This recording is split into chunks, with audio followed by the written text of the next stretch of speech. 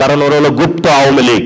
দুইটা কথা ছিল, হয়তো কবর অথবা জেল, জায়নাগর হইতে পারে। তো হয়তো বড় জেল অথবা ছোট জেল অথবা কবর, ওরা আমাদেরকে ভয় দেখায়। ভয় দেখায় কি বাংলাদেশের কাউকে নিবৃত্ত করতে পারবে? আপনারা সবাই জীবিত আছেন না?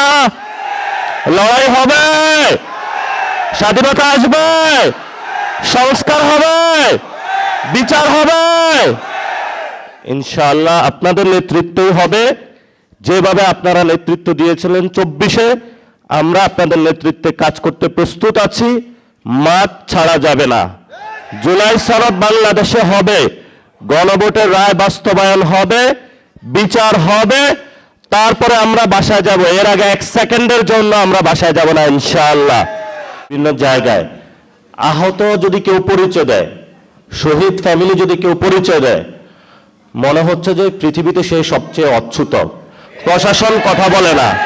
আপনারা তো এগুলো বাস্তব অভিজ্ঞতার সম্মুখীন হচ্ছেন। আমরা প্রশাসনের ভাইদেরকে বলবো, এখনো আপনাদের বিচার কিন্তু হয় নাই। প্রশাসনের মধ্যে অনেক খুনি আছেন এখনো লুকিয়ে। আবারও এখনো আহতদেরকে হলো 2 বছর পরে সহ্য করতে পারেন না, শহীদ ফ্যামিলিদেরকে। আমরা বলবো যারা প্রশাসনে এই খুনের সাথে জড়িত ছিল তাদেরকে বিচারের আওতায় নিয়ে আসার জন্য, এবং যারা আহত শহীদ ফ্যামিলিদের দেখলে তেলে বেগুনে জ্বলে উঠে, আমরা ওদেরকে চিহ্নিত করার চেষ্টা চালাবো। কারণ ওরা হলো গুপ্ত আওয়ামী লীগ। প্রশাসনে গুপ্ত আওয়ামী লীগ না থাকলে তাহলে তারা শহীদ ফ্যামিলি এবং আহতদের সাথে এই ধরনের আচরণ করতে পারে না।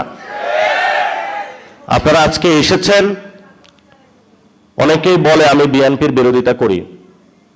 আমার জীবনে আমি বিএনপির বিরোধিতা করতে যাই নাই। প্রথমটা শুরু হয়েছিল, আমি যাত্রাবাড়িতে গিয়েছিলাম একটা প্রোগ্রামে, শহীদদের প্রোগ্রামে গিয়ে এক শহীদ ফ্যামিলির বাবা উনি বক্তব্য দিলেন।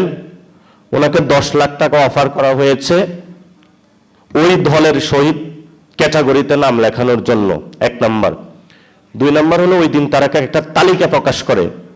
তারা বলে যে বিএনপির হলো 447 জন বা 547 জন, এরকম একটা তালিকা প্রকাশ করে যে আমাদের দলীয় শহীদ হলো এতজন। আমি বাসায় এসে একটু ঘাটাঘাটি করলাম। ঘাটাঘাটি করে দেখি এই দাবিটা সত্য নয়। এরপর থেকেই আমি এই জনযুদ্ধ শুরু করলাম। যারা বাংলাদেশের শহীদদেরকে দলীয় বানাইতে চায় তারা বাংলাদেশের শহীদদেরকে ধারণ করবেও না, আর জুলাই সনদকেও ধারণ করবে না। তাদের নামে এখন এই যুদ্ধ শুরু হয়ে গেল।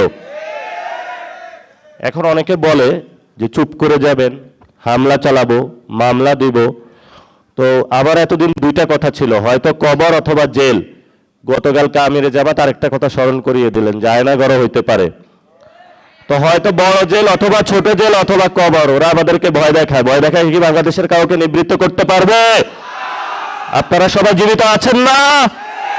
লড়াই হবে, স্বাধীনতা আসবে, সংস্কার হবে, বিচার হবে, ইনশাআল্লাহ আপনাদের নেতৃত্বই হবে। যেভাবে আপনারা নেতৃত্ব দিয়েছিলেন 24-এ, আমরা আপনাদের নেতৃত্বে কাজ করতে প্রস্তুত আছি। মাঠ ছাড়া যাবে না। জুলাই সনদ বাংলাদেশে হবে, গণভোটের রায় বাস্তবায়ন হবে, বিচার হবে, তারপরে আমরা বাসায় যাব। এর আগে 1 সেকেন্ডের জন্য আমরা বাসায় যাব না ইনশাআল্লাহ। রাজপথে সেই লড়াইয়ের প্রস্তুতি নিন। আর এখানে লেখা আছে আলিফের